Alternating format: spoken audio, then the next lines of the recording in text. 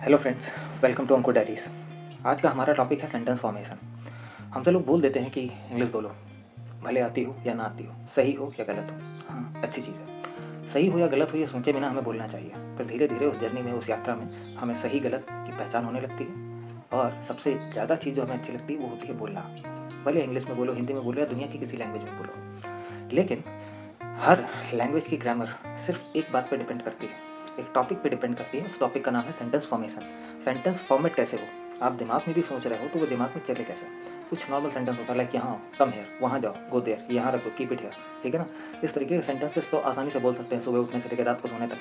हाँ, मैं उठ गया हूँ, आई गॉट अप, मैं सोने वाला हूँ, I am about to sleep, ठीक है। लेकिन सेंटेंस फॉर्मेशन का जानकारी होना, सेंटेंस फॉर्मेशन का ज्ञान होना बहुत ज़रूरी है। सेंटेंस फॉर्मेशन होता क्या है?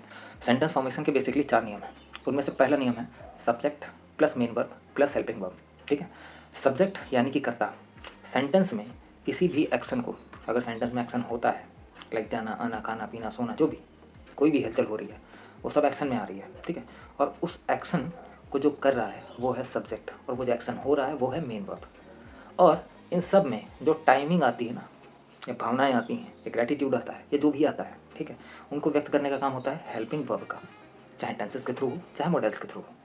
तो पहला नियम है सब्जेक्ट पहले आएगा, यानी कि नॉर्मल सेंटेंसेस होंगे, कोई नेगेटिव नहीं, कोई इंटेरोगेटिव नहीं, normal sentence. Subject, helping verb, then after आता है मेन वर्ब। उसके बाद कुछ मटेरियल है तो वो ऑब्जेक्ट या अदर के केस में रख देते हैं। ओके, सेंटेंस बनाते हैं। मैं जा रहा हूँ, जाने का काम आई ने किया, ठीक है। और हूँ यानी कि काम प्रेजेंट में हो रहा है, देन आफ्टर जाना, ये है एक्शन, ये है मेन वर्ब, ठीक है। तो अब इसको हम कैसे बनाएंगे? आई पहले आएगा सब्जेक्ट, एम बाद में आएगा हेल्पिंग वर्ब, उसके बाद आएगा मेन वर्ब यानी गोइंग, मैं जा रहा हूँ, ठीक। ये तो था आपका नॉर्मल सेंटेंस बनाने का तरीका, असर्टिव सेंटेंसेस बनाने का तरीका। अब बात करते हैं नेगेटिव सेंटेंसेस कैसे बनाएं। उनको बनाने का भी तरीका है।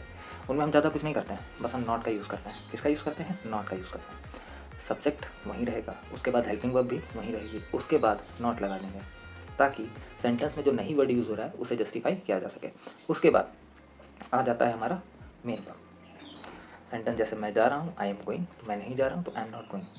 मैं कर रहा हूँ, आई एम डूइंग, मैं नहीं कर रहा हूँ, आई एम नॉट डूइंग, ठीक है। मैं खा रहा हूँ, आई एम ईटिंग, मैं नहीं खा रहा हूँ, I am not eating. Okay, किसी तरीके से आपसे कोई क्वेश्चन करता है कि तुम ये कर रहे हो कि नहीं कर रहे हो, मैं नहीं कर रहा, आई एम नॉट डूइंग। ओके, मैं प्रेजेंटेशन पूरी नहीं कर रहा, आई am not completing the presentation, मैं नहीं बोल रहा, आई एम नॉट स्पीकिंग। ओके, ये हो गया negative sentence formation.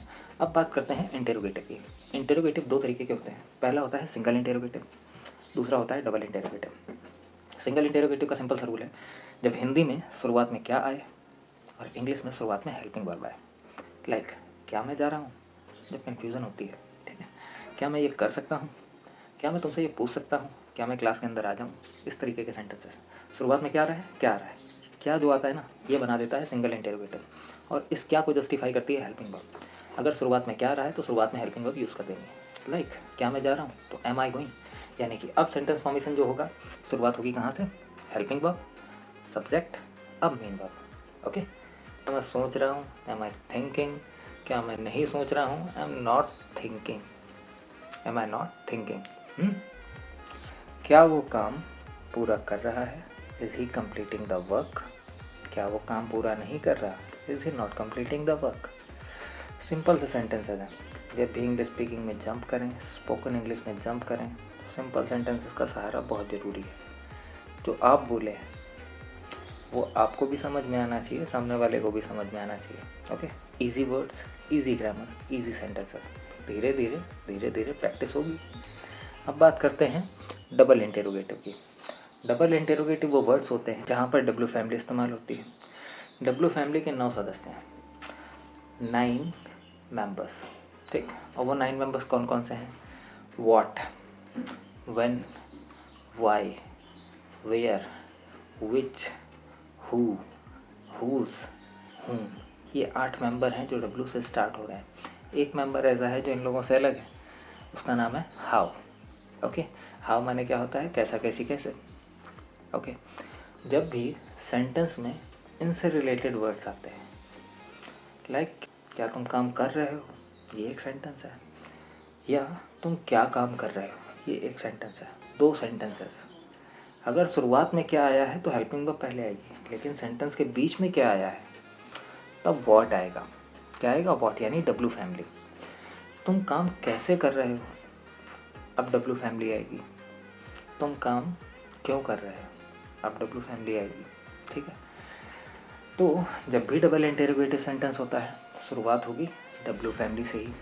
Okay, W family के वर्ड से ही, what and why, where, which, who, whose, whom, how से। देन आफ्टर हेल्पिंग वर्ब आएगी, उसके बाद सब्जेक्ट आएगा, उसके बाद मेन वर्ब आएगी, फिर ऑब्जेक्ट और अदर। शुरुआत में लगाओ, आखिरी में लगाओ, कोई फ़र्क नहीं पड़ता। ओके, लाइक मैं क्या कर रहा हूँ, व्हाट एम आई डूइंग, मैं कैसे कर रहा हूँ। हाउ एम आई डूइंग, मैं क्यों कर रहा हूँ, why am I doing. Okay, मैं भाग रहा हूँ। अब सेंटेंस फॉर्मेशन के चारों रूल्स फॉलो करते हैं। एक ही सेंटेंस उठाते हैं, एक नॉर्मल सा सेंटेंस। मैं मंदिर जा रहा हूँ, I am going to temple. मैं स्कूल जा रहा हूँ, I am going to school. मैं स्कूल नहीं जा रहा हूँ, I am not going to school.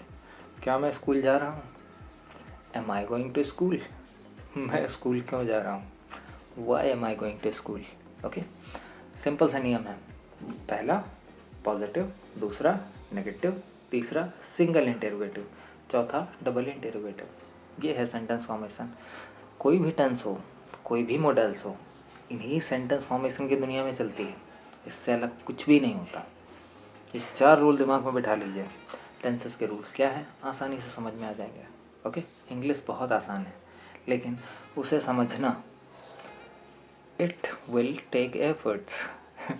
यहाँ पर एफर्ट्स लगते हैं, और इन एफर्ट्स को कैसे लगाना है, क्यों लगाना है, उसके लिए हम हैं, आप हैं, दोनों लोग मिलकर समस्याओं का समाधान निकालेंगे। आपकी भी प्रैक्टिस होगी, मेरी भी होगी। यही है अंको डायरीज।